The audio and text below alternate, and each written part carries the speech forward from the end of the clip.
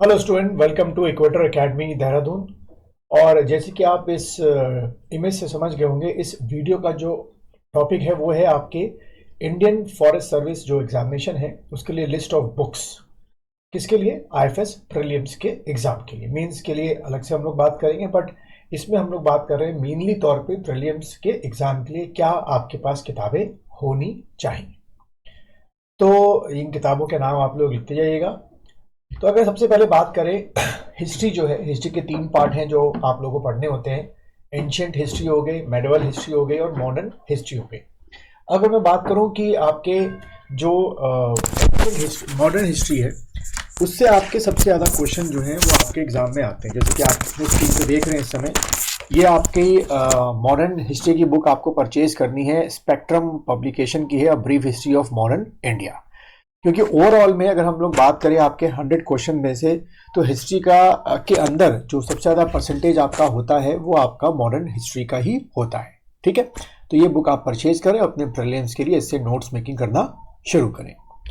Second, अगर हम लोग बात करें तो वो है आपका मेडिवल इंडिया।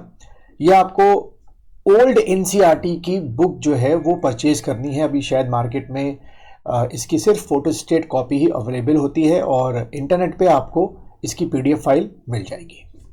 उसके बाद थर्ड आपकी एंशंट इंडिया जो है आर एस शर्मा की जो है वो किताब आपको परचेज करनी है।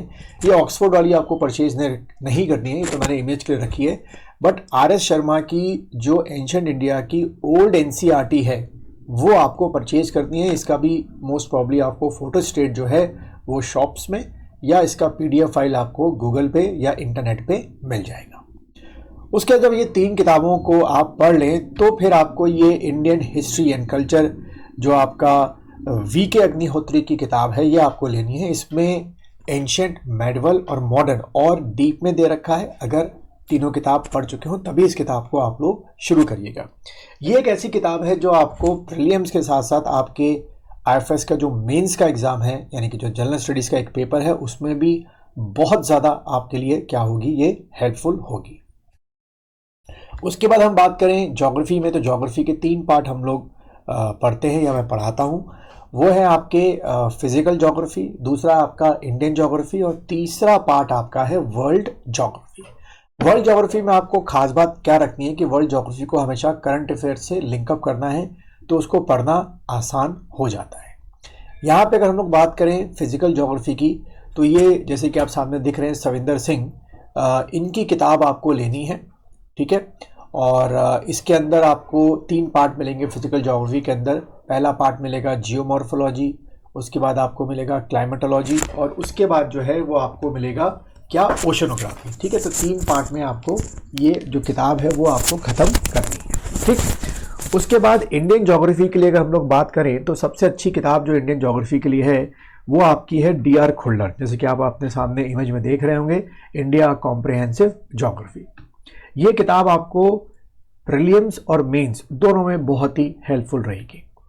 उसके बाद इसकी का सेकंड आप देख सकते हैं इकोनॉमिक एंड ह्यूमन ज्योग्राफी, खासतौर पे इंडिया के कॉन्टेक्स्ट के पॉइंट ऑफ व्यू से ये भी आपके प्रीलिम्स और मेंस के लिए आपके लिए बहुत हेल्पफुल रहेगी। उसके बाद इंडियन इको की बात करें तो रमेश सिंह की किताब आपके लिए बहुत अच्छी है, लेकिन इससे पहले आप एनसीईआरटी की क्लास 11th और 12th की किताब को ज़रूर पढ़ें। देन उसके बाद इंडियन पॉलिटी के लिए सबसे अच्छी किताब आज भी है, पहले भी थी, आगे देखते क्या आता है, एम लक्ष्मीकांत। उसके बाद जनरल साइंस, जिसमें आपकी क्लास 10th की फिजिक्स, केमिस्ट्री, बॉटनी और जूलॉजी आपकी कवरअप होती है, तो अरिहंत पब्लिकेशन की जनरल साइंस आपके लिए सबसे बेस्ट है। देन इन्वायरमेंट के लिए आप क्या कहते हैं, पीएमएफ आईएएस इन्वायरमेंट की जो ये किताब है वो परचेज कर सकते हैं। ठीक, ये भी थोड़ी सी मॉडिफाइड फॉर्म में आई है और लगातार इसको इम्प्रोवाइज किया जा रहा है। उसके बाद करंट अफेयर्स के लिए आप इन 2 में से कोई भी एक मैगजीन या दोनों मैगजीन परचेज कर सकते हैं। एक आपकी घटना चक्र, जो कि पहले सिर्फ हिंदी में ही पब्लिश हुआ करती थी, लेकिन अब इसकी मंथली मैगजीन इंग्लिश में आने लगी है, सबसे बेस्ट करंट अफेयर्स के लिए बुक है। और दूसरी आपके क्रॉनिकल, ये भी बहुत अच्छी किताब है। तो ये कुछ किताबों की लिस्ट थी जो आपको परचेज करनी है और प्रीलिम्स की तैयारी शुरू कर देनी है। क्योंकि देखिए प्रीलिम्स जो आईएफएस का आपको पता ही है कि सिविल सर्विसेज यानी कंबाइंड आपका पेपर आपको मिलता है, और आउट ऑफ 100 क्वेश्चन हमेशा आईएफएस के प्रीलिम्स की जो कट ऑफ होती है सिविल सर्विसेज के एग्ज़ाम के मुकाबले हमेशा हाई जाती है, कह सकते हो 5-6 क्वेश्चन हाई। अगर सिविल सर्विसेज की उसी पेपर की जीएस के पेपर की कट ऑफ 51 या 52 क्वेश्चन जाएगी, तो उसी पेपर की कट ऑफ आईएफएस की जो है वो कम से कम 56 या 57 क्वेश्चन जाएगी, यानी कि हमेशा 6-7 क्वेश्चनों का डिफरेंस रहता है। तो उम्मीद है कि आप ये सारी किताबें समझ गए होंगे, तो अपनी तैयारी जल्द से जल्द शुरू करें।